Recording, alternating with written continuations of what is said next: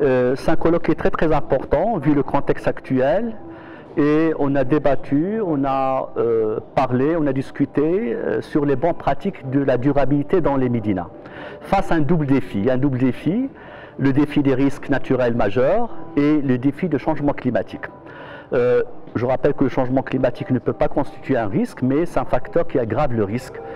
Ça aggrave les inondations, ça aggrave l'érosion des côtes, ça fragilise le patrimoine. Parce que le patrimoine, c'est des bâtisses qui sont adaptées à leur milieu, l'eau, le sol, l'air, et que ces changements brusques, ils modifient ces éléments-là et du coup, ils fragilisent le patrimoine. Aussi, je pense que les idées importantes, c'est qu'on ne cherche pas à reproduire les médinas, on cherche à reproduire les bonnes pratiques qui sont véhiculées par les médinas, notamment le partage de l'eau, les aspects bioclimatiques, les matériaux, les questions sociales, la mixité, les questions économiques. Donc la médina est porteuse de beaucoup de stratégies importantes et je pense que ça doit inspirer des architectes, des aménagistes pour les nouveaux projets. Aussi, le contexte de ce colloque, c'est le séisme de l'Atlas. Je pense qu'aujourd'hui, il y a beaucoup d'idées qui sortent. Il faut réfléchir sur la post-reconstruction. Parce que une catastrophe naturelle, ainsi, il a trois temporalités. Il y a l'avant. L'avant, c'est-à-dire la prévention, il faut faire la prévention, bien qu'on ne peut pas prédire un séisme, ils ont un caractère soudain. Il y a pendant ce qu'on est en train de faire aujourd'hui, la gestion de la crise, il y a après. Surtout après, ça veut dire comment on va reconstruire. Est-ce qu'on va reconstruire dans les mêmes lieux? Est-ce qu'on va reconstruire avec les mêmes matériaux? Est-ce qu'on va reconstruire avec les matériaux locaux, écologiques? Moi, je pense d'abord il faut prendre son temps. Aujourd'hui, il y a le temps de l'habitat d'urgence, c'est l'attente pour reloger les gens, les mettre à l'abri. La deuxième phase, je pense qu'il ne faut pas se précipiter vers l'habitat final.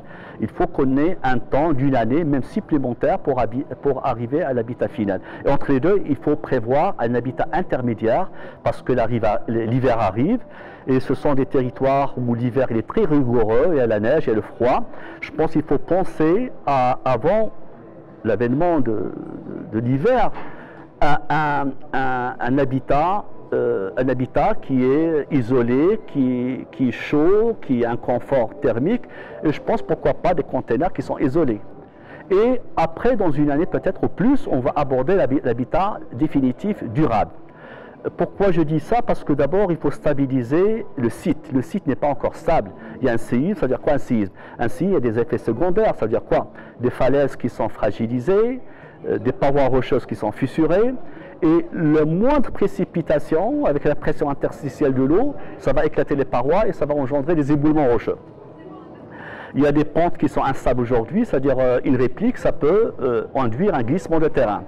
Je pense d'abord qu'il faut stabiliser la zone. Je pense qu'il faut faire d'abord une carte de microzona sismique. Une carte de microzona sismique, ça peut prendre minimum une année.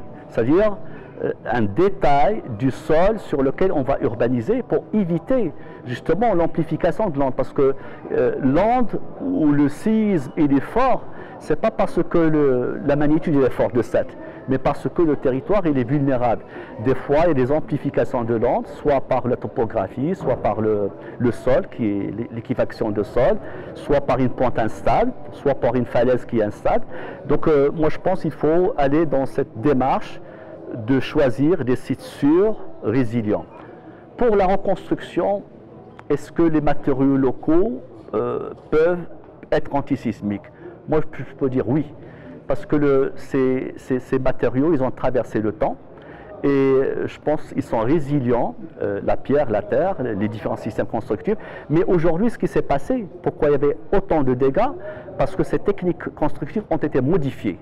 Et on a fragilisé les bâtiments et on n'a pas reconduit les bonnes pratiques ancestrales, notamment des toits qui sont épais, des surélévations, on introduit des matériaux composites entre la terre, la pierre, le béton, la maçonnerie, et c'est ce qui fragilise le site. Aujourd'hui, je pense qu'il faut respecter la mémoire des lieux, travailler avec les matériaux locaux, Juste, il faut les renforcer. Il y a des techniques. Aujourd'hui, la science elle évolue. Renforcer les nœuds, renforcer les chaînages. Et il y a des exemples. Pour terminer, je vais citer un exemple qui est très très important. Et cet exemple-là de construction où j'étais associé, ça s'appelle le mur en pierre confinée, le MPC, le mur en pierre confinée. Le mur en pierre confinée, c'est des bâtiments, des constructions dérivées du mur en gabion. Souvent, au bord des routes, on trouve des murs en gabion pour stabiliser la paroi, pour qu'on n'ait pas la poussée des terres et glissement de terrain sur les chaussées. Ce sont les murs poids qui vont stabiliser, ou des soutènements, qui vont stabiliser le versant instable. Alors, cette même technique de mur en gabion, aujourd'hui, on peut construire des maisons et des équipements. Donc, on prend juste des pierres en vrac sur place, des cages, et on fait remonter le mur, après un enduit de chaux et de terre, un toit, et ça fait un équipement, ça fait une maison. Alors, l'avantage du MPC, le mur en pierre confinée, c'est que les pierres à l'intérieur ne sont pas collées. Donc, l'indice de vide, il est grand, en quelque sorte, et quand il y a une accélération horizontale, un séisme, le mur, il absorbe l'onde de choc, le mur, il est ductile, il peut se déformer, mais il ne casse pas. Donc, ce sont des constructions antisismiques et qui ont fait preuve dans le monde entier. Ce dispositif a été développé par une association d'architectes, architectes du monde, qui sont basés en France et qui l'ont testé dans les régions sismiques, l'Himalaya, l'Amérique latine, et il a montré son efficacité du point de vue sismique et du point de vue énergétique. Parce que c'est des murs de 40 cm, le vide à l'intérieur, entre les pierres, ça permet, le meilleur isolant, c'est l'air. Donc ça permet de garder la chaleur l'hiver, c'est chaud l'hiver, et c'est plus frais l'été. Donc ils sont efficaces du point de vue énergétique, ils sont en quelque sorte confortables pour y vivre, il y a un confort thermique, mais surtout ils sont résilients vis-à-vis des séismes. Donc je pense, et pour faire une maison en MPC, en technique MPC, ça prend un mois, 40 jours. La pierre, elle est ramassée localement, la main-d'œuvre, elle est locale, les cages, on les fabrique sur place, et je dirais, on est dans l'économie circulaire, on est dans les circuits courts, on est dans l'habitat écologique. Voilà. Donc, pour finir, je remercie l'association Almunia pour cette belle initiative. J'espère qu'il y aura d'autres initiatives pour réfléchir sur la phase de post-reconstruction après le séisme d'Atlas. Et je vous remercie.